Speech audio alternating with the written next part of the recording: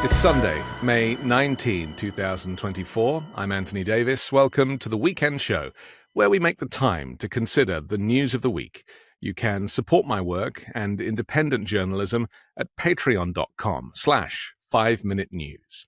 Our guest today is an award-winning professor in the Department of Communication and Journalism at Texas A&M University.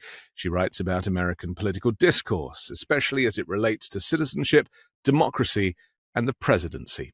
She's the author of 3 books, including Demagogue for President, The Rhetorical Genius of Donald Trump. Jennifer Mercieca, welcome back to The Weekend Show. It's my pleasure. Hi. So it's interesting timing that you're here because you've written some really kind of interesting pieces. You also write for Resolute Square, and there's some very interesting pieces recently, which I'd like to reference during this conversation, if that's possible. I'm sure you won't have a problem with that at all. Fine with me. We'll get to Trump's legal cases and his criminal case a little bit later, but I want to start with this notion of the debates, the TV debates, which is something that America loves to do. I've referred to it previously as like a kind of wrestling competition, and in the blue corner and in the red corner, and this kind of tussle of toxic masculinity. This time around, it's different, isn't it? Because the two candidates are not equal. And, you wrote a piece saying that he's not running for president. Donald Trump is running as a dictator or for dictator. And my personal view, if we can start with that, is I do not think that Joe Biden should be debating Donald Trump simply because Donald Trump is not a normal candidate and he's a threat to democracy. And you wrote that Trump has repeatedly shown the nation that while he might stand on the debate stage and look like someone who is there to debate, he most definitely is not. And you go on to say authoritarians don't debate. Just expand on that for us. Yeah.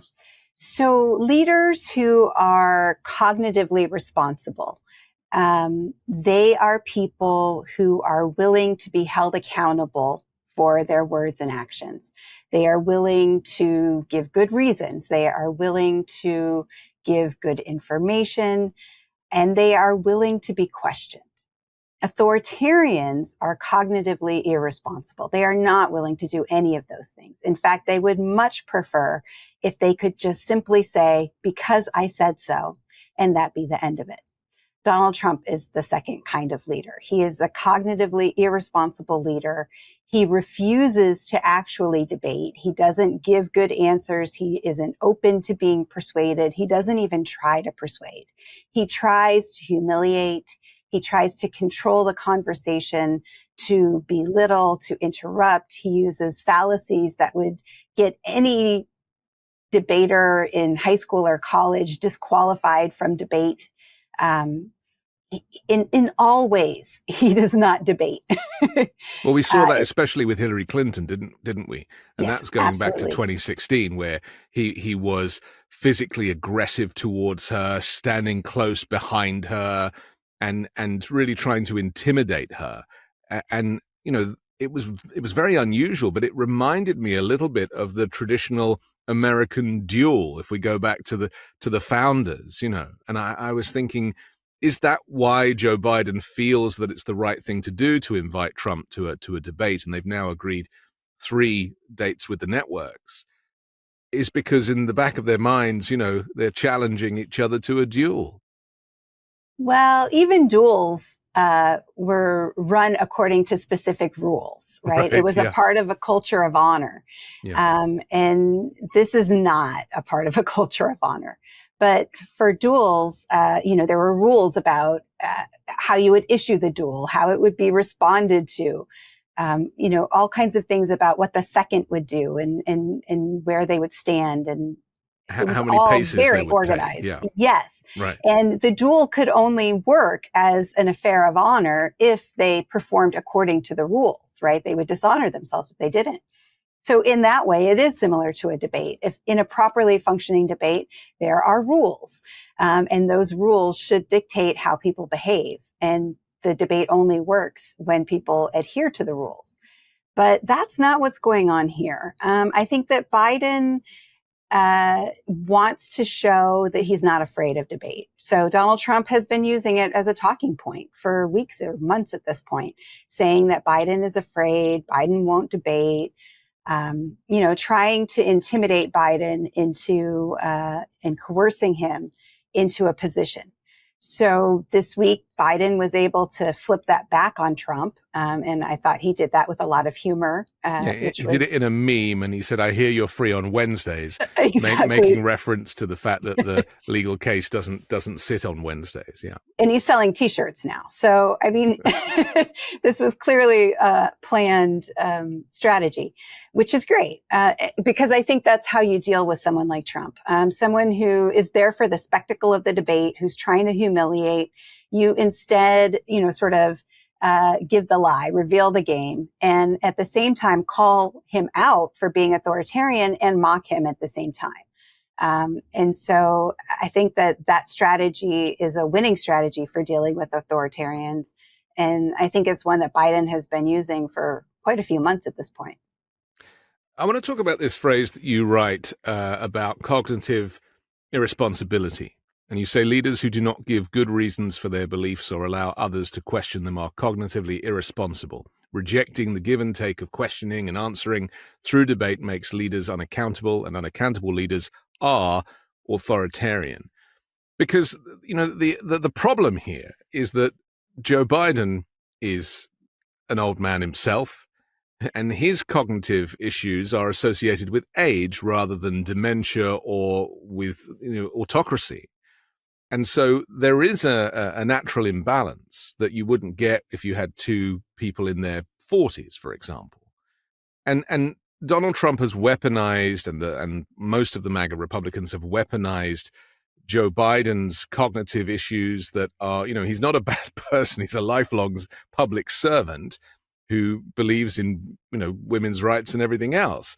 So there's from that perspective, you can't really compare them, but people have conveniently forgotten all of that, haven't they? And so a lot of this debate will come down to the fact that they're both crazy. It's simply not the case. They're definitely not in cognitive decline in the same way. So Joe Biden is an old person who seems to be very fit. He seems to have his faculties about him. Whenever people are in meetings with him, they attest that he's sharp, he's in control and in command. Donald Trump is not that way. He cannot control his temper. He cannot stay awake during court case. He's falling asleep every day. He forgets things. He slurs his words. And so, it's really hard to judge based on the president's performance of their speech, whether it's Donald Trump in a rally or whether it's Joe Biden, about how smart they are or how capable they are as a leader. Yeah. Because that's really all we care about, isn't it? Is that their ability to run the country and keep us safe. It is. With Joe Biden, there's the added difficulty of him, of course, having the stutter. So he's never been someone who is a great political speech maker. And so it can be difficult to judge his cognitive performance based on his speech making because it's hard to know if it's the stutter or if it's something else. But the point about being cognitively responsible isn't so much about, their capability or their age or anything like that. It's about their willingness to be questioned and their willingness to give good reasons and give good argument. Because in a democracy, you have to have the ability to question your leaders. They have to be accountable. They have to give answers. And it's a willingness to do that. That is the main difference between Biden and Trump in terms of cognitive responsibility. So Donald Trump probably sees it as a duel or a joust, and Joe Biden sees it as a strategic reason to kind of show the difference between these two candidates. I think that's fair. I think Donald Trump sees this as an opportunity to humiliate. And so It's a humiliation ritual for him. He wants to call Biden out on the stage and he wants to mock him to his face. If you recall the first presidential debate between the two of them in 2020, Donald Trump was a rage ball. Yes. He interrupted 128 times. It was absurd. And that's the kind of thing that I think that we can expect again, because Donald Trump thinks that that makes him look strong. He thinks that it makes him look like he is the better leader because he's the strong man. Strong men do not act like that. That's how babies act. The point that I've been making in the last few days since this subject came up is that in Joe Biden agreeing or even requesting to debate Donald Trump, it's legitimizing somebody who should remain illegitimate. And, you know, it's as simple as we've got this guy who is akin to Hitler in so many ways, right? That's the trajectory of where this country will go if Donald Trump takes the presidency. And really, everybody, Republicans and Democrats, should want this guy gone because of the danger that he presents to American democracy. Inviting him into a television studio, which is lit and produced and has music and all of the stuff that, the show business, all it does is it authenticates somebody who is completely inauthentic. That's my concern. And I worry that as a European, I'm looking at it going, no, like this should never happen.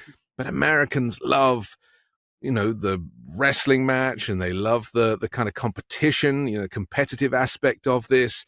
And they also love the show business. That's right. They do. And here's the thing is that Biden debating Trump doesn't legitimize Trump.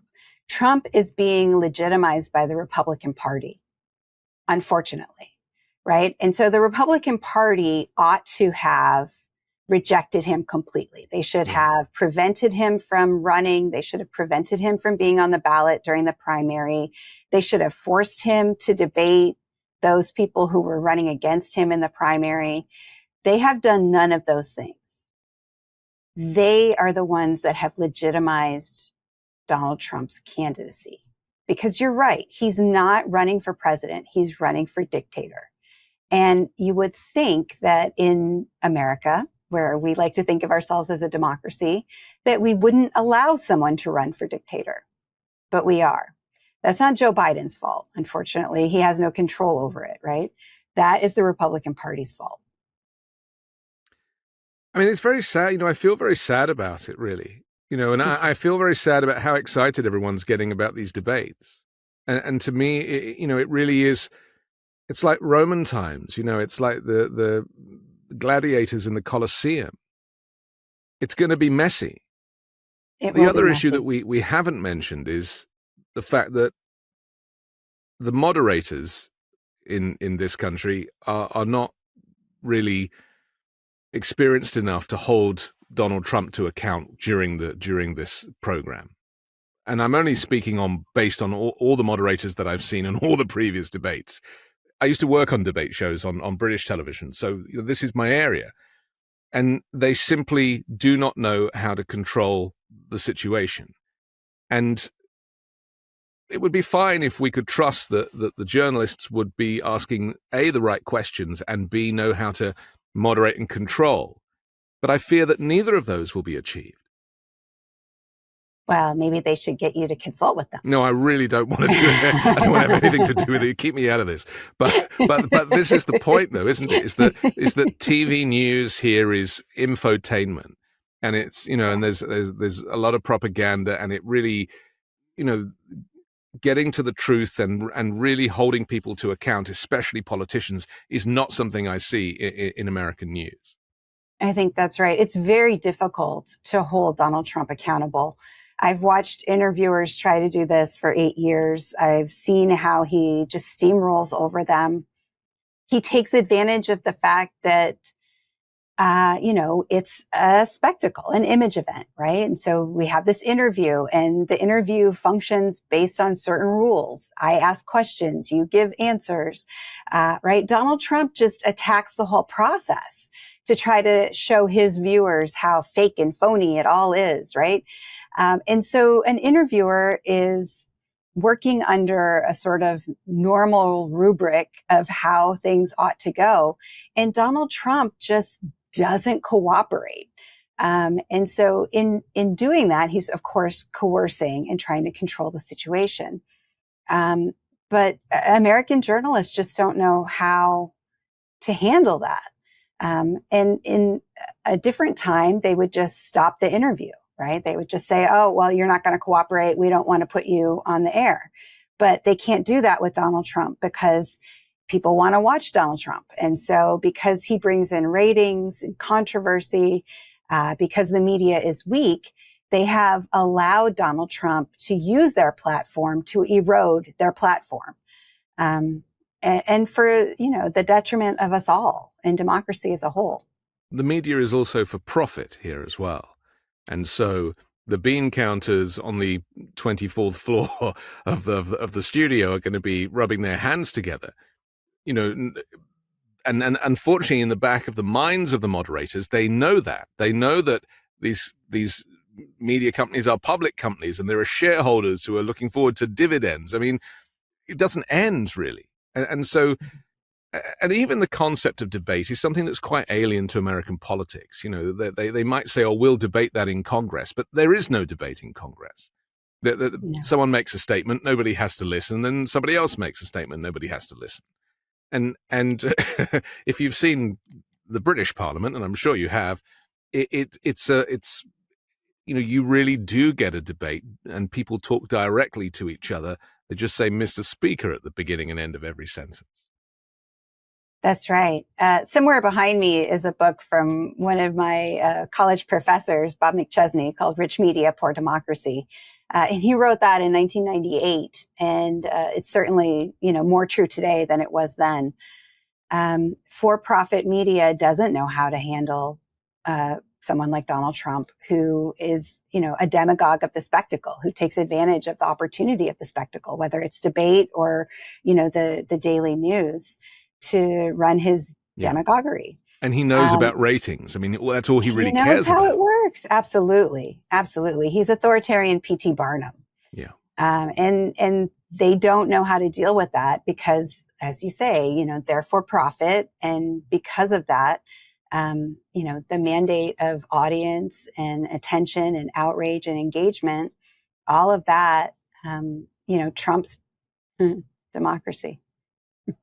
It's so sad that his name fits in these types of sentences, isn't it? It really is unfortunate that he still seems to get top billing.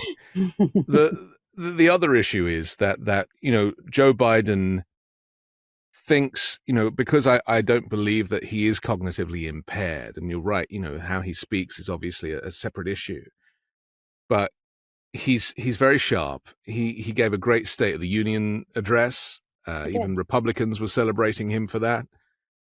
But this is different, isn't it? Because this is more of a lion's den. It's a 2 or 3 way rather than a 1 way.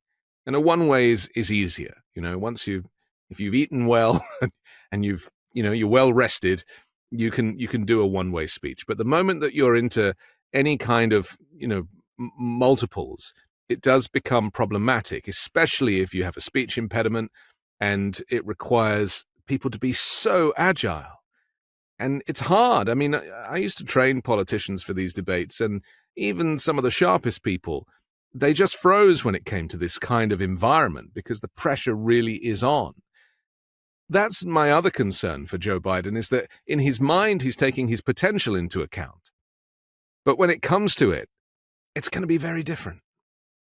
Well, I mean, you might be undermining Joe Biden here. He has debated. I'm underestimating him. I wouldn't undermine Thank him. you. Thank you. Okay. That was the proper word. Yeah. Underestimating, because he has debated a lot. He's in fact debated Trump, and probably won, I would say. And in his State of the Union, both this year and last year, he faced a very combative Republican audience, which he bested in both cases to their faces. And so I think that Joe Biden is up for the challenge I mean, but again, even that framing is sort of cage matchy, right? Yes. Right? Like it's WrestleMania, and we're not here to learn about the platforms of the presidents. We're here to see, who can survive the Thunderdome or whatever. I mean, we're even getting into Mad Max territory now, Jennifer. And that I in don't itself is part of the problem, isn't it? Now, it is. If you and I were advising Joe Biden, and this is not a plea for a job, this is just off the record, my advice to him would be to use 3 words every time Donald Trump opens his mouth with stuff, and that is, that's a lie. It's short. You can get it in quickly. It'll be heard over the Malay. That's a lie. He says something else. He says again, that's a lie. Then goes on to what he wants to say. It's really important to kind of call out the lies in the moment. And that would be the advice I would give. What advice would you give to Joe Biden to handle the demagogue next to him? So I like your advice, because when you try to get Donald Trump to answer a question, he'll say 20 lies before he ever gets to the point that you're trying to get him to answer. And so you can't address all of the 20 lies. It's a gish gallop, as the old timey propaganda scholars used to call it. I like that, what you're saying. But what I would suggest is to call out Trump's authoritarian rhetorical strategies and make fun of him for them. So Donald Trump likes to interrupt. He interrupted 128 times in the first debate last time. I say, when he interrupts, you say, can't you wait your turn, baby? I like that one. If he uses ad hominem attacks, right, attacks the credibility or the person, you say something like, why are you such a bully? You can't give good arguments, right? So make fun of him for the thing that you're attacking him for. Why do you have to be such a bully? Nobody likes a bully. Yeah. No, I think this is very good advice. And if Joe Biden's team are watching, or even the man himself, my only adjustment to that would be fewer words. Fewer words, because there's going to be no time for it to be heard. And I mean, this is very valuable advice we're giving here. Listen, we have to take a quick break, but I want to come back and talk about the idea that Donald Trump, or what you wrote, that Donald Trump is not running as a president, he's running as a dictator, and what that means for the electorate. We'll do that next here on The Weekend Show. Have you ever wished that you had a whiter and brighter smile? Well, before you visit a dentist, you should know that their whitening treatments can be very expensive, and it's not just the price. You also have to book the appointment and schedule time away from work and family to sit in a dentist's office chair while undergoing the procedure. It's a hassle. Fortunately, now you can try Smile Actives at home or anywhere, anytime. Smile Actives offers a safe and affordable alternative to those expensive whitening procedures. I myself had a whitening procedure in the dentist chair several years ago. It was kind of painful, I didn't really enjoy it, and it didn't seem to last. Well, 97% of Smile Actives users in a clinical trial reported up to 6 shades whiter on average, all within 30 days. Simply add Smile Actives Pro Whitening Gel to your regular toothpaste. It's been formulated with polyclean technology to boost stain removal and deliver active whitening ingredients into teeth's grooves and crannies to get better whitening. Smile Actives makes a teeth whitening gel that can simply be added to your toothpaste every time you brush your teeth. So no change in your routine, no extra time, and no more messy strips or trays or lights. People will start commenting on your whiter, brighter smile in just days. Smile Actives is the whitening boost your favorite toothpaste needs to give you the smile you deserve. Visit smileactives.com/weekend today to receive a special buy one, get one free offer with auto delivery, plus free shipping and handling. That's smileactives.com/weekend. Terms and conditions apply. See site for details. 10 seconds on the clock. How many things can you name that are always growing? Your relationships, your skills, your customer base? How about businesses on Shopify? When we started podcasting, an online store was the furthest thing from our minds. Now we're selling t-shirts and Midas Touch merch, and it's so easy, all because we use Shopify.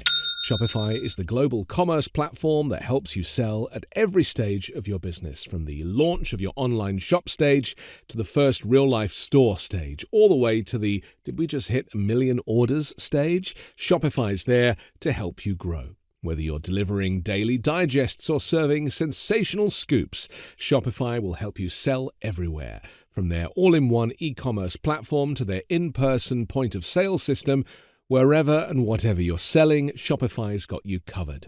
Shopify helps you turn browsers into buyers with the internet's best converting checkout, up to 36% better compared to other leading commerce platforms. And sell more with less effort thanks to Shopify Magic, your AI-powered all-star. Shopify powers 10% of all e-commerce in the US.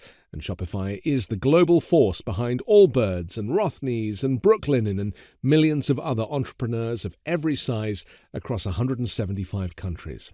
Plus, Shopify's extensive help resources are there to support your success at every step of the way, because businesses that grow, grow with Shopify. Sign up for a $1 per month trial period at shopify.com/weekend. Go to shopify.com/weekend now to grow your business no matter what stage you're in. That's shopify.com/weekend. We're back on The Weekend Show with our guest Jennifer Mercieca. I'm Anthony Davis. Let's talk about this thing that has boggled my mind as a visitor to this country and somebody, a permanent visitor. This is my home now, but I just can't get my head around the fact that a dictator, somebody who has admitted to being a dictator, somebody who has proved himself to be a dictator in his previous premiership, is even on the ballot. Like it blows my mind that this is even allowed to be a thing. And yet I guess maybe the First Amendment is the reason, because we don't have the First Amendment where I'm from. So maybe that has something to do with it. But you write, dictators don't typically self-limit their own power to 2 issues and then give up power. But Trump would like his followers to believe that he would be a special one-day-only limited-time dictator. Don't believe him, you say, and you explain the difference between democratic rule of law and autocratic rule of law. Trump is running as a dictator. Let's talk about this notion of why people are conveniently forgetting that it's this serious. Yeah. So you used the word normalize earlier today. And I think that is exactly what has happened over the last 8 years. So to just say what that means, normalization is the process by which something that was once unthinkable, absolutely bizarre, befuddling, just couldn't possibly happen, begins to seem like common sense, right? And so 8 years ago, Donald Trump was bizarre. He didn't make any sense to people in terms of a political figure, a political leader. But 8 years later, and now all of a sudden, well, not all of a sudden, through the process of normalization, he makes a lot of sense to people. And so, for a long time, people would say, well, at least we're still shocked, by this behavior. At least we're still shocked. He says he wants to be a dictator on day one. At least that's still shocking to us. For most people, it has become common sense. You hear, the far right fringe and more it being mainstreamed, things like, well, maybe we need a monarch. Maybe we need a dictator. Maybe, things are so chaotic that this is what we need in this country to solve these problems, as a strong leader. This is precisely the argument that all autocrats have always used to gain power. They create the conditions by which their, leadership seems to make the most sense. They make us believe that things are so chaotic, that everything is so scary, that we should give up our power to this strong leader. Historically, this is the way it's always worked. And so when you know all that, that history, and you see it play out, in your lifetime, it is befuddling, and so That's where we're at today. We're at a place where we have someone who is running for dictator in this country. And his party thinks that that is a good idea. It is bizarre.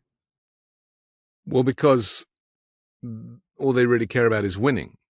And how they win is kind of irrelevant, right? It's again, it comes down to this notion of competition being so baked into American culture. Well, at some point you have to recognize that democracy is for winners. Democracy is for people who accept winning or losing, right, as an outcome. And if you recognize that your side is the losing side, and you look into the future and you say, yeah, that future doesn't include me. That future, I'm always going to lose. Then you start to doubt democracy itself. Then democracy starts to look like a bad idea for you and your side. And that's where the Republican Party is at. The Republican Party looks to the demographic changes that are happening, the more liberal policies that have been passed over the past 30 years in this country. And they think that future doesn't include us. We can't win elections under those conditions. And so maybe we just won't have elections anymore. I often get criticized by some in the comments, that we're a republic and, you want there to be a monarchy and, and I don't. I mean, I'm a little bit of a monarchist in the UK, but not here. But ironically, those same people are also the ones who are now considering dictatorship as an alternative to a constitutional republic. And they're actually kind of going, well, maybe we do need a dictator. Well, if I had the right of reply, I'd be like, well, why don't you have a king? Because that's what you're making him. So that's right. It is that's kind of where this is heading, isn't it? Well, if you look at the arguments throughout world history, the divine right of kings, I can't say the German word, the Führerzimspip, I can't say it, the right of the Führer to have total authority. There's lots of different theories for authoritarian leadership. You can always find somebody who's willing to write an authoritative account in defense of authoritarianism. And so, yeah, I mean, throughout political history, you can find this sort of give and take between authoritarianism and democracy. We are at what might be the tail end of a pretty significant democratic push, right, in world history. Democracy spread throughout the world. It became even more egalitarian over time, specifically in the US since the 1960s, but, in other places as well. And that's very threatening, right? There's a cultural theorist named Raymond Williams who wrote about dominant, emergent, and residual cultures. And for a while now, democracy has been emergent and then dominant in the United States and around the world. But that is being pushed back all over the world. In fact, there's elections in like half of the nations this year. And in a lot of those nations, there's going to be a choice between autocracy and democracy. And, we don't know how that's going to play out. There's a lot of worry among democratic erosion scholars. A lot of people think that it's different this time because Trump is not the incumbent. So whereas before he refused to leave the White House and did not succumb to the peaceful transfer of power, but this time he's not in the White House. I mean, he might think he is in his mind. And I know he has like a mock-up of it in his office in Mar-a-Lago, but he isn't going to get in unless he wins. But either way, even if he loses, and some are predicting that he may lose by a significant margin, and so much of the energy surrounding his campaign is bluster, comes from him. I mean, he doesn't have much support outside the courtroom, doesn't have much support at rallies. He isn't the success story he claims to be, and he's also lost twice recently. So it could be the case that he loses by a large margin, and then we hear the same rhetoric, which is it's all rigged. It's election interference, and then something else like January 6th, possibly bigger. It's possible. It's certainly likely that Donald Trump will reject the results if he doesn't win. He's told us that in 2016 that he was going to do that. He did it in 2020. It's pretty easy to predict that in 2024, if he doesn't win, then he will still claim that he won. I call him the pretender to the presidency. We've never had one in the United States before, but like the pretender to the throne, in your country, in your country's history anyway, right? There is someone who believes that they are the legitimate ruler, but they're in exile. And Donald Trump sees himself that way. He sees himself as the legitimate ruler of the United States in exile, and that he will reclaim the throne. You're right that he's going to have a harder time getting into the White House than he did trying to stay in the White House. I think that it's a bad bet if you are someone who might be inclined to give your life, right, in the service of Donald Trump's presidency and hopes for power. I think that what he has shown us over the last 4 years is that he wants loyalty from you, but he's not going to be loyal in return. And, the people who did the insurrection, what's the verb? Insurrected? The insurrectionists. The insurrectionists who attacked the Capitol. They were charged with seditious conspiracy and convicted, and they're in jail. And have admitted the crime in many cases. A lot of them admitted for a more lenient sentence. Yes, his lawyers have been disbarred throughout the United States. So I think that Donald Trump is looking less strong every day. That's my hope, we certainly anyway. see that after the legal cases have ended for the day, and he comes out and obviously he's got a little bit of a sleep in there, so maybe he should be a little more energized. But he is quite incoherent in those moments. And we saw on, I think it was on Wednesday or Thursday, we saw Lauren Boebert and a bunch of MAGA Republicans. They're all now going up there and trying to, act like heavies, like henchmen, and to give the impression that, they are supporting Trump. But Lauren Boebert's kind of final plea to the cameras was, what's the crime? No one here knows what the crime is. Donald Trump doesn't even know what the crime is. There's no crime. What's the crime? And this is something that Trump repeats when he comes out of the courtroom. So there's no crime. Right. And by getting everybody on board with this rhetoric means that it does filter down into the MAGA base. And people who live in that world, they do see all of these legal cases against him as kangaroo courts and as something that is done for political purposes because Trump has told them so. Sure, there is a crime. There's a few crimes, yeah. He's charged with election interference, right? And so that is a serious crime. And of course, it goes to the heart of, whether we should entrust him with power. If he's willing to cheat to win, is that someone, and of course it isn't someone that we would want to be president. When Michael Cohen was first charged, I think in 2018, I wrote about how the Trump team responded to the charges that he was an unindicted co-conspirator. And at that time, you could see very clearly, this sort of propaganda strategy that coalesced between Rudy Giuliani and Fox News. And they, Alan Dershowitz, I think as well. They just kept saying that it was like jaywalking. What has he done? Yes. He's done nothing. It's unfortunate, but it's a trivial thing. It's like jaywalking. And, the American people, they don't care about this kind of thing. They support Donald Trump. And they're very clear, apologia strategies. So apologia is a speech of self-defense. Sounds like apology because that's what apology is. They're tried and true tested strategies. And he's able to, as you say, get people to repeat them and coordinate these messages.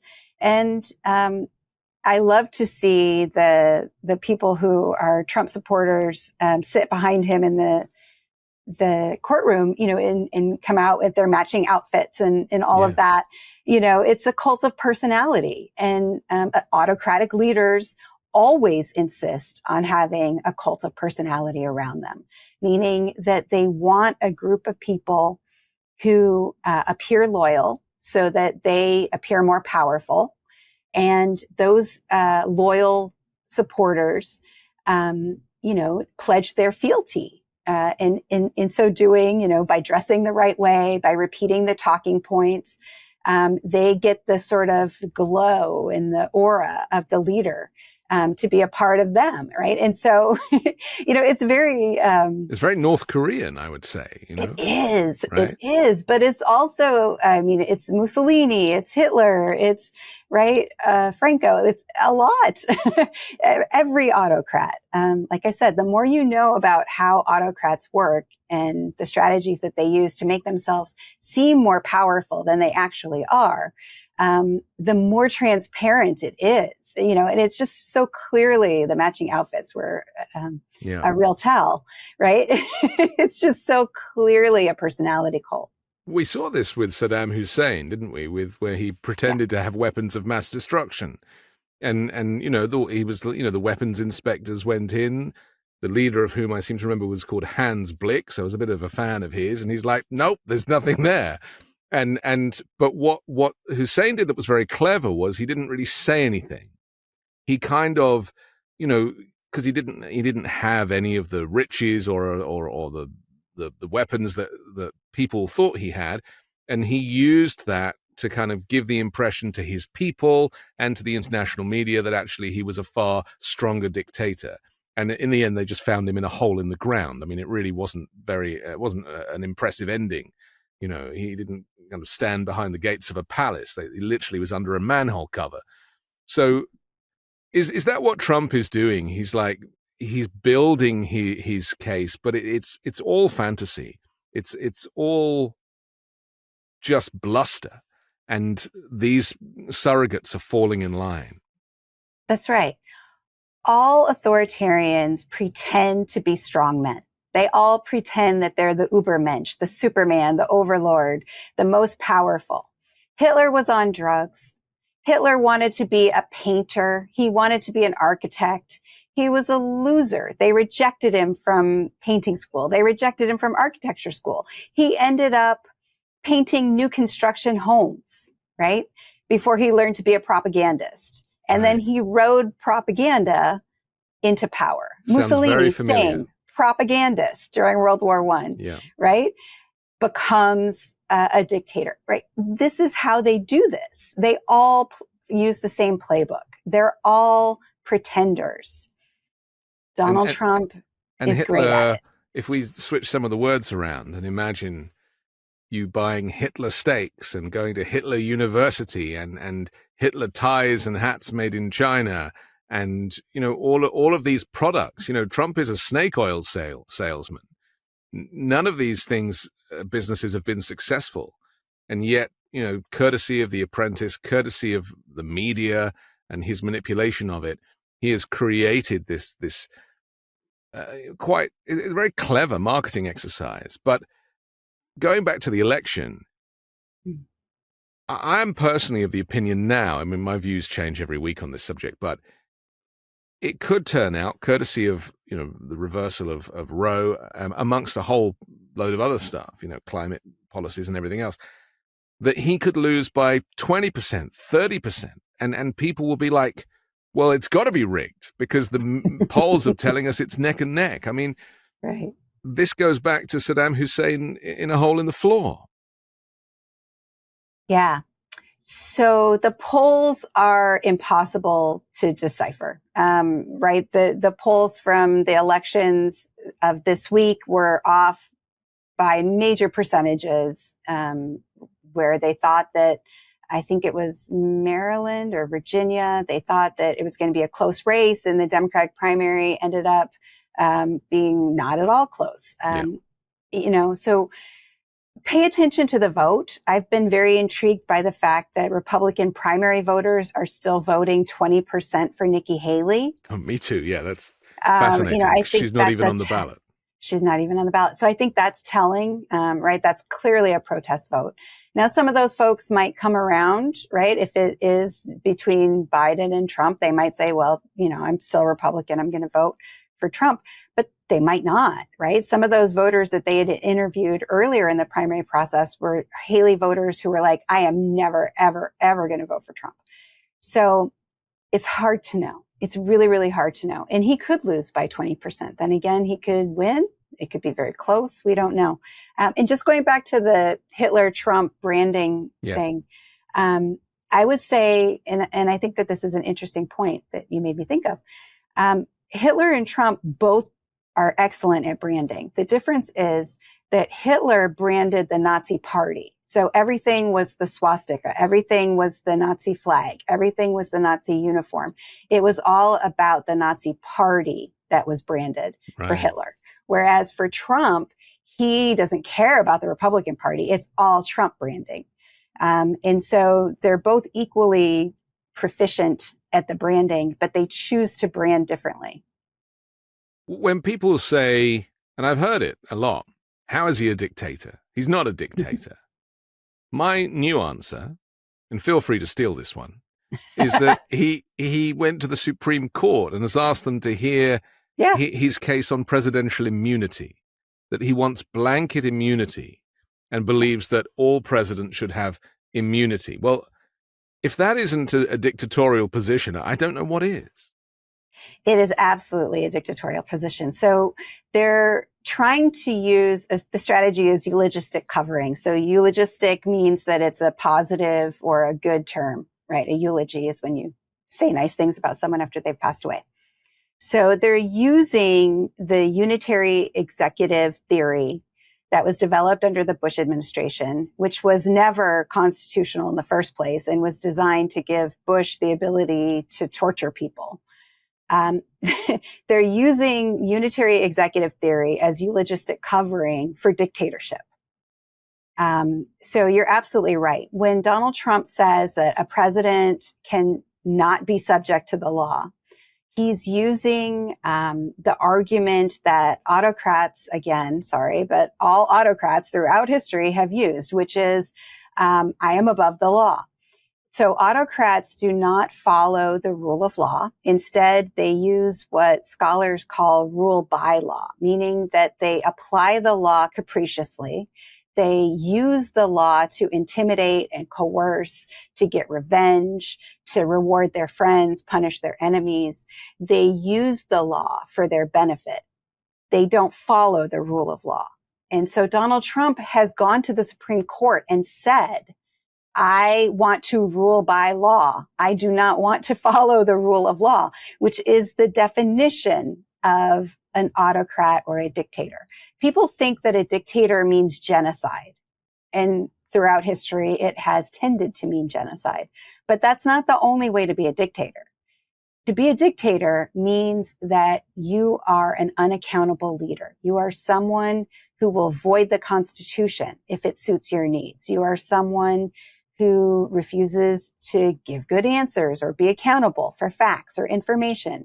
It means that you want to rule by law, follow the law to, reward your friends and punish your enemies. And Donald Trump is all of those things. And he's already done all those things. I mean, he's already done all those things. He pardoned Michael Flynn, who twice lied to the FBI. He pardoned Roger Stone. I mean, famously, there's a photograph of them both holding up their pardons, their presidential pardons, and grinning. I mean, it's a game to him. And we know exactly what his presidency is going to be. And that's why when the media got hung up on that line, I'll be a dictator for one day, it was so frustrating to me. I don't know how you felt, but to me, it was so frustrating. It's like, have you ignored his 4 years in the White House where he behaved like a dictator? I mean, even extending the direction of the hurricane on the, the storm on the board because he didn't want to be called out for saying the wrong thing is a dictatorial action. And yet the media completely dropped the ball on that on day one line. And I pulled out all of my hair. I can see that you did. Yes. The media allows Trump to set and define the reality of the day. They allow him to frame not only, what are the most important stories, but how we should be thinking about those stories. I've never seen anything like it. For 8 years, this one person has been able to completely control what our reality is. Yes. And if you remember the interview with Sean Hannity, where he said this thing about being a dictator, he actually mocked Hannity for not believing him, because Hannity was trying to help him out. He was trying to backpedal. He's like, well, you don't really mean that. You just mean you're going to be, you're going to get stuff done. And Trump was like, no. And he's like talking to the crowd. He's like, oh, this guy, I say, I'm going to be a dictator on day one. And he says, no, no, no. Yes, I'm going to be a dictator. Yeah. Like, no, he really will. I don't know how else to say it. He is someone who believes that because I said so is the only thing that should matter. We should do exactly what he wants us to do because he said so. That is a dictator. That works, if you're the parent of a 3 or 4 year old, but it doesn't work even, for a 5 or 6 year old, right? Because I said so is cognitively irresponsible. It's fundamentally anti-democratic, meaning that it is fundamentally autocratic. That is who Donald Trump is in his essence. He follows no rules, right? He avoids all accountability. You teach a propaganda class, and there was an article in the Atlantic entitled "The New Propaganda War." It said autocrats in China, Russia, and elsewhere are now making common cause with MAGA Republicans to discredit liberalism and freedom around the world.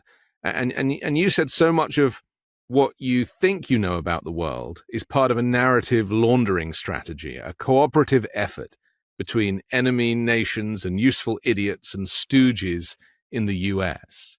Is that what we're seeing here? Because I was very interested in what you said about how he kind of recreates our reality. And I genuinely think that's what it is, because we need to wear a watch because we need to know what time of day it is. We want to, if the sun doesn't rise in the morning and set in the evening, then suddenly things are very confusing, right?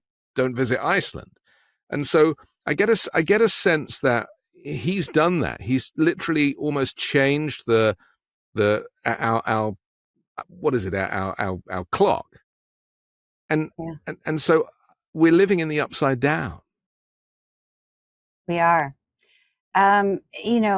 Propagandists try to control our perception of reality.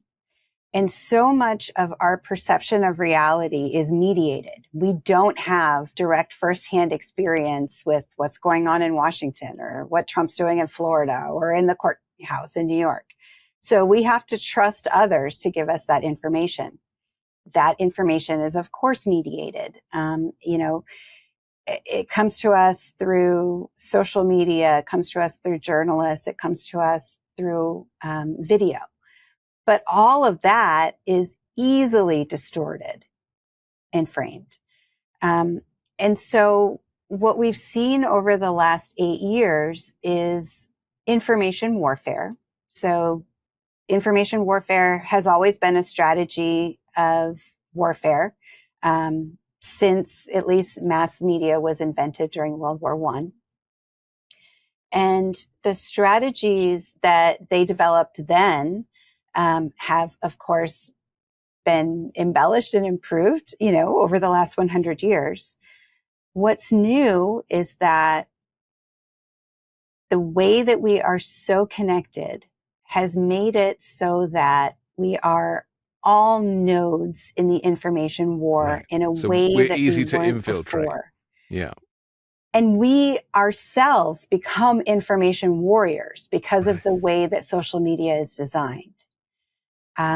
And so whether you realize it or not, every time you open your phone, you are being attacked, right? Your mind is being attacked by all of these different memes and narratives, images, the repetition of which, makes it so that your brain remembers it, even if you don't consciously Right. remember it. It becomes a part of your neural circuitry and the way that you understand the world. And the way that social media is organized to function on outrage and engagement trains us to respond with outrage and engagement. And so they've done research on how fast outrage content will circulate online versus non-outrageous content. And it's something like 10 times faster. When they interview people about the outrage content that they circulate, they find that people will circulate outrage even if they are not feeling outraged, because they know that that will get attention from other users. And so the apps and the algorithms train us on how to communicate as propagandists. But not just that. Think about the way that certain kinds of media, or the way that political campaigns or advocacy groups send us messages on our emails that include scripts for how to protest or call or, send an email or send a tweet, right? They have pre-designed these messages for us to circulate and amplify on their behalf. Right, to spread the outrage. And so we circulate these zombie political messages that we haven't written, and that we maybe don't even know all the ins and outs of what it means, out into the world to advocate for these causes that we believe in. Probably, we're doing it because we have good intentions, but we feel outraged, right? And we want to do something. And so everything about the way that our current media ecosystem works is designed to turn us all into propagandists. So there's that. And then there's what the article in The Atlantic was Anne Applebaum, right? And yes. What she wrote about is the way that our adversary nations, so Russia, China, Iran, North Korea, there's some South American countries that are doing it, are all involved in infiltrating our already toxic, polarized, propagandized ecosystem and completely controlling us through that. So in my book on Trump in the 2016 campaign, I wrote about how Russian propaganda, RT, Sputnik, Putin himself, right? How these different Russian propaganda organizations cooperated with the Trump campaign out in the public for meme warfare, right? So together they were circulating one another's content. They were commenting on each other's content. They were talking to each other through, what we could all see if you were, paying attention, and they would amplify it. And the way that Donald Trump, for example, also amplified content that came from InfoWars and Alex Jones. Most Republicans in 2016 probably weren't paying much attention to Alex Jones. He had a nice sized following, but, a lot of people wouldn't go on to InfoWars, and pay attention to that website as a credible news source. But when Donald Trump says it, that's narrative laundering, right? That takes a dirty idea, talking point, story, and moves it from the disreputable right-wing fringe to the mainstream. Now it's on ABC News. Now it's on NBC. That is the same kind of thing that Anne Applebaum was writing about in her article. But it's a problem, isn't it? Because it's not just Donald Trump saying it now. That's right. It's because the MAGA Republican leadership has lined up behind him through blind loyalty or compromat or whatever it might be, that when Republican supporters and followers and traditional conservatives, when they hear the leadership doubling down on stuff that Trump is saying, it only goes to really kind of rubber stamp that information, and therefore they think it's true. And most of them think that Biden is the one that's committed all the crimes, and that Biden is the one controlling all these legal cases, and that Biden is the dictator. That's right. That's how narrative laundering works. So, you take someone who is credible to an audience. Donald Trump is credible to Donald Trump's followers. And you filter, through him, these disreputable ideas and narratives. And it was happening in 2016, whether it was other elected officials or whether it was other Trump supporters, Facebook groups, Twitter, our entire public sphere since 2016, probably since 2015, 14 maybe, has been controlled and dominated by this kind of information warfare. And so if you go on Twitter and you go into it with the understanding that that's where the information wars happen, because that's where they happen, then it all makes a lot more sense. Especially as the platform is now owned by a Trump apologist and right. Trump supporter in Elon Musk, who I have no doubt will come out 100% for Trump in the lead up to the election and only seek to amplify this stuff more. Okay, we have to take another quick break, but I want to come back and talk about the legal case with Michael Cohen giving testimony, both for the defense and the prosecution. That's next here on The Weekend Show. I'm excited to tell you about Moink. That's Moo plus Oink. Moink is a meat subscription box company on a mission to fight for the family farm. They're located in rural America, run by an 8th-generation female farmer. Their animals are raised humanely, their employees are paid a living wage, and the quality of their product is better than anything you'll find in a store. Moink delivers grass-fed and grass-finished beef and lamb, pastured pork and chicken, and sustainable wild-caught Alaskan salmon straight to your door. I've received one of these boxes and I can verify that the quality of the food was excellent and it tasted delicious too. Keep American farming going by signing up at moinkbox.com/weekend now, and listeners of this show get free bacon for a year. That's 1 year of the best bacon you'll ever taste, but for a limited time. Spelled MOINK box.com/weekend. That's moinkbox.com/weekend. We're back on The Weekend Show with Dr. Jennifer Mercieca, and it's wonderful to have you explain this stuff because it's complex, and I think a lot of this stuff requires critical thinking and for people to do a bit of work, a bit of research. And just before we talk about the legal case in Manhattan right now, I was thinking back about propaganda in 2016, and I was thinking off the back of the evidence that was actually given from David Pecker, the former publisher of the National Enquirer, where, do you remember that story that Hillary Clinton in 2016 was unwell? And that I think in reality she was run down from, the schedule.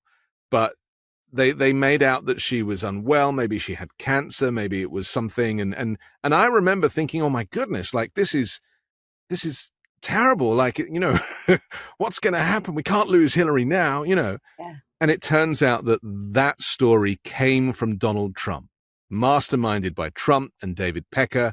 And they were running that story and influencing that story, and then it was being picked up and peddled. Is that a decent example of how propaganda gets into the public psyche? Absolutely. So in my book, I had a couple of examples where Donald Trump was quoting stories from the National Enquirer that he had planted. The one that to me is the most salient is the one about Ted Cruz's dad having something to do with JFK. And that was a story that came from one person. It was on InfoWars. It went from InfoWars to the National Enquirer to Donald Trump saying it. It happened at a crucial moment during the campaign. It was the Indiana primary. And, Cruz was still in it, and then he wasn't after the Ted Cruz Enquirer story. And the thing that was really interesting to me to reflect back on after hearing Pecker talk about it was the way that Donald Trump vociferously, indignantly defended this story in the media, right? So he of course recirculated, amplified it. He did it with a parallipsis. I'm not saying, I'm just saying, Yes. Which is what he does when he wants to spread conspiracy. But then when they attacked him, or the media didn't attack him so much as like say, we can't find any evidence of this, there's nothing to substantiate this. Isn't this irresponsible of you? He would defend it like to the death, right? He would say, they put it in there and they wouldn't have put it in there if it wasn't true. And they could get into a lot of trouble. And this is a responsible news organization. And so he would hang his credibility on the responsibility and the credibility of the Inquirer, knowing that it was a lie, right? Knowing that he had this reciprocal agreement with them and that it was all completely fake. And when I thought about that in his, indignant, vociferous, defense of the story, while knowing that it was a lie, it made me realize that actually you can't believe a single thing that Donald Trump ever says. Yeah. And even though I knew that, it was like another disquieting, wow, you really can't believe anything that this guy ever says. I mean, even the good stuff he lies about. I mean, this is what's so sad is it comes from such a dark place. And to understand him is to understand childhood trauma and to understand growing up in an ivory tower and to understand, lack of personal relationships. And but again, it goes back to having to do the work. And the majority of voters, whether they're low information voters, I hate that phrase, but I appreciate it's one that is used here, and people who are just too busy trying to put food on the table to really get into politics and don't go to the polling place at all, or if they happen to be available that day, they'll go and vote. They just don't have the time to put the work in, and so it's easier to be like, well, yeah, maybe we do need a dictator because at least he gets stuff done. It's really a cop-out.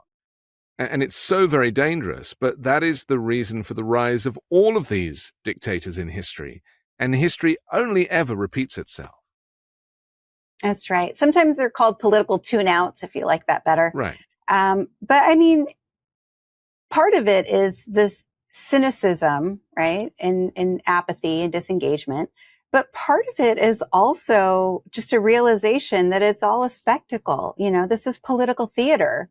Every day. And so in a way it's not theater because there are real policy decisions that are being made. People's lives depend upon it. But, but the theater seems to go right across the MAGA Republicans. There's no interest in the effect on the electorate at all. That's right. It must be a very empty place. Go find another job, because people are being affected by this stuff. That's right. Yes. This has been my life's mission, is to understand this, for the last 30 years. My first book is about the difference between, the republic and the democracy in America. And, it's called Founding Fictions. And I started off that book trying to understand political disengagement and apathy. This is in the 90s. Yes. And, what I realized is that the Constitution wasn't written for us to be included, right? We weren't active citizens by design. And so in a way, apathy and disengagement are logical responses to a system that wasn't designed to include us, that we weren't, given. Well, it was to separate the rich from the poor. It was to maintain the landowners and the white man being reigning supreme, and, keep the slaves in slavery until the amendments came along. And incidentally, Donald Trump's Bible that he's selling, which includes the Bill of Rights and the Constitution, is missing the slavery amendments. They only like the top 10. Yeah. Intentionally, we can only assume. Let's talk about Michael Cohen for a moment, because he is somebody, you've mentioned the word loyalty a few times, and this is something that is at the very heart of the dictator and this kind of autocratic system of governance where they expect complete loyalty, and anybody who flips, and we've seen this with, Liz Cheney being cast out and Adam Kinzinger being cast out, and, some people are hanging on by a thread. But really, Michael Cohen was prepared to take a bullet for Donald Trump and was idolized him. And as a lot of people did when they first got to know him in the 80s and 90s, he was this kind of mythological character in a high tower. It's Rapunzel, but without the hair, I guess. Or maybe he just whipped up the length and wrapped it into a bird's nest. But my interest in Michael Cohen is twofold. I do believe that people can change. And I do believe that people can recognize that they made mistakes and that they have the ability to go straight. And I do think that Michael Cohen has done that.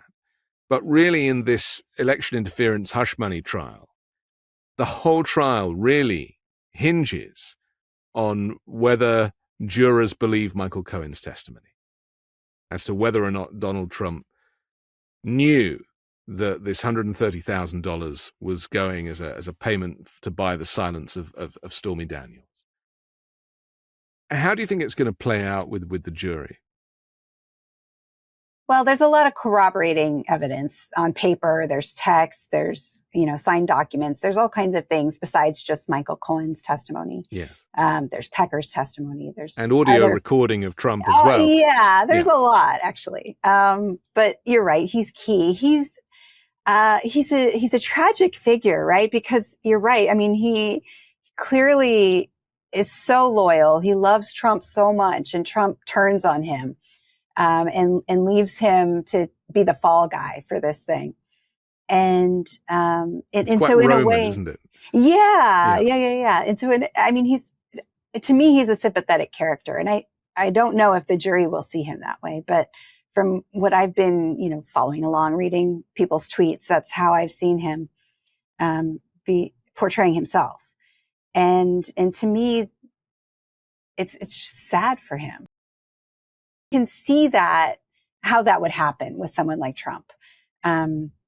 He does cultivate loyalty. He says it to his followers. He says it in rallies. He says it, in books, right? You could do a whole dissertation on Donald Trump's demands for loyalty, right? In all of the ways that he has said that phrase. And of course, the history of autocracy is about demands for loyalty, right? So, you probably have heard of the Night of the Long Knives, but that was the night where Hitler decided that his competitors weren't loyal enough. And so, had them murdered. There's all kinds of examples of that in autocratic regimes throughout history, of the autocrat feeling threatened. Putin sits at the long, end of a table away from his cabinet. Yes. It's a very common thing, right? To be paranoid of power because you demand loyalty from these followers, and from your inner circle. And you can never be sure because you've achieved power not through persuasion, right? You haven't convinced people that you're the rightful ruler, you should be in charge, but instead you've coerced them. And so once you've coerced people into giving you power, that means you always have to be afraid of them because they will, of course, abandon you. They will try to overthrow you, right? It's a power dynamic instead of being a persuasion dynamic. And so autocrats are always worried about loyalty. But it's been fascinating to watch the whole trial. I've been a fan of Stormy Daniels for the last few years. I thought she did a good job. She, she will not allow herself to be treated as an object by Donald Trump. Yes. And because of that, I think that she has won in ways that most people haven't been able to do with him. I'm pleased that people have shifted their understanding of their relationship now, because prior to the testimony, I think people thought that they'd had an affair and it was mutual. And actually it was much more like a sexual assault. As she described it in her testimony, and she did not want to be around this guy. And, it was creepy. It's creepy. And, she said, I didn't say no, but he was married, she had a boyfriend. And he blocked the door. I mean, what came out in that testimony really proved that Donald Trump has a history of being a sexual predator. And I think that was important because, people have prejudice towards people that work in adult entertainment, for example. And I think they thought maybe that she was a sex worker, and the payment was for sex, but it wasn't. And she's not, and so she was called there on false pretenses, thinking she was going to go on The Apprentice. So that was very, very interesting, and I really hope that the jury recognized that we're getting to know a bit more about who Donald Trump is and how everything he does is transactional and is not, there's no generosity, there's no charity, there's no kindness. It is purely transactional and emotionless in many ways. Yeah, I don't think we've learned anything good about him throughout this trial. Yeah, that's very interesting. Well, only time will tell. We're just a few days away from this trial coming to a close, and so see what the jury thinks. What is staying on the legal thing just for a minute? What is your feeling about the fact that a Trump judge in Florida, Judge Eileen Cannon, has kicked the classified documents case into the long grass? Seems like he's got away with that until after the election, if at all. It seems like Jack Smith, who's going to be pushing on the overturning of the election, he's now in limbo again with Judge Tanya Chutkan. I mean, I've been saying all along, Trump is never going to be held to account because by nature of who he is and how he plays the system and the fact that he's installed in the judiciary, both in the Supreme Court and clearly in Florida, loyalists, going back to loyalty. Yeah. Is he untouchable? I mean, is the only way for America to rid themselves of this man is just to vote against him? I think that that's the best way. I think he ought to be rejected, at the ballot box for sure. Donald Trump coerces the legal system the same way that he coerces women, the same way that he coerces political figures to be loyal to him. He is a coercive person. That's how autocrats work. He puts pressure on everybody. So he'll file lots and lots of briefs, and he'll try to delay, through any kind of legal strategy that he can. He does all of that, of course, to avoid accountability. It's fundamental to who he is. He will never willingly allow himself to be held accountable. He wouldn't be held accountable in 2020 to the election, right? He wouldn't allow the voting of the people to hold him accountable. He is just fundamentally a person who refuses accountability. Frankly, it's astounding. I didn't know that we would ever see someone like that in American politics. When I read about demagogues with Aristotle and how they would propose policy, and they were a demagogue if they were unaccountable for the success or failure of that policy. I didn't know that we would ever have someone like that in American politics. And when I saw Donald Trump run, I realized that he was such a one. And so, it's been fascinating to watch and frightening at the same time. The saddest part for me is that it has overshadowed the successes of Joe Biden as a president.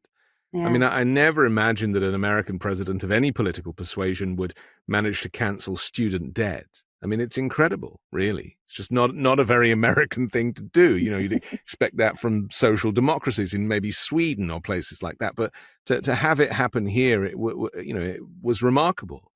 Chips and Science Act and the infrastructure bill and insulin being capped at $35 and all of these things, which are, and also the take up for the Affordable Care Act has been significant this last year too.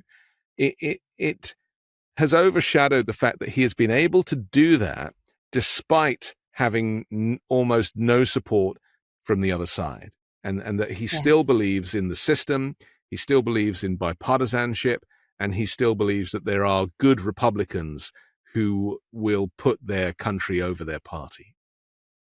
Yeah, I'm someone who writes about how we rank the presidents and presidential greatness in the opinion polls that we do with historians and political scientists about presidents.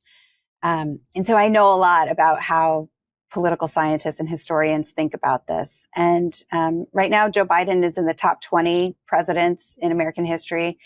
Of course, Donald Trump is ranked last. And I suspect that as we move forward, that will continue, right? I think that we will remember Joe Biden's presidency as effective.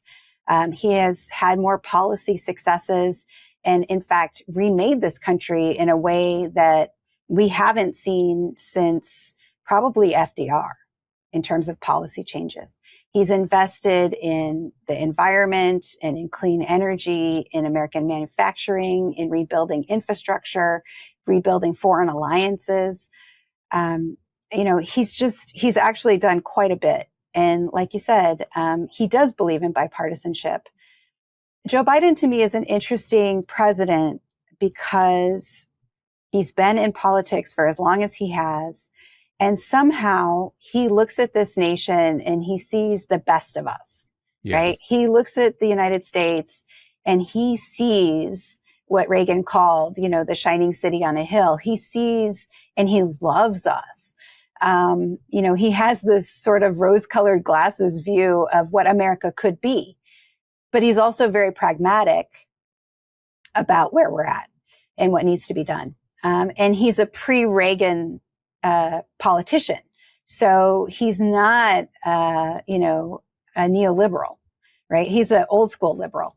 And so, yeah, it's been very fascinating to watch him work. But it's also been very fascinating to see how that gets elided by the news coverage, because Donald Trump takes up so much energy and so much attention that it's very easy to miss Biden's successes. I talk about this with my students a lot in terms of, there are really two jobs for the president. One is to set the policies and go to the meetings and make the decisions and, do all the things that are the actual job of the president. And those are the things that, we can't see as an American public. Sort of the way I said, everything's mediated before. The presidency is also mediated. And so the second job of the president is to perform the presidency on, the American political theater, the public stage.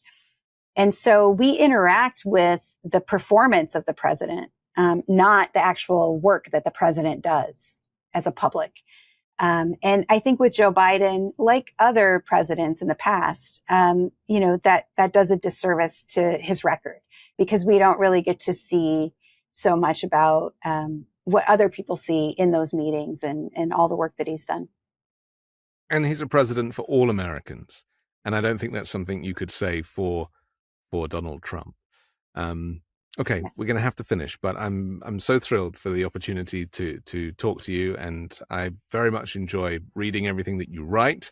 So please keep on doing it. Jennifer Mercieca. Thanks for having me. I'm Anthony Davis. Don't forget to support me and independent journalism at patreon.com/5Minute News. See more from me on the 5 Minute News channel, and I'll be back with a brand new special guest and 3 more factual news stories to discuss here on the 5 Minute News Weekend Show with Midas Touch.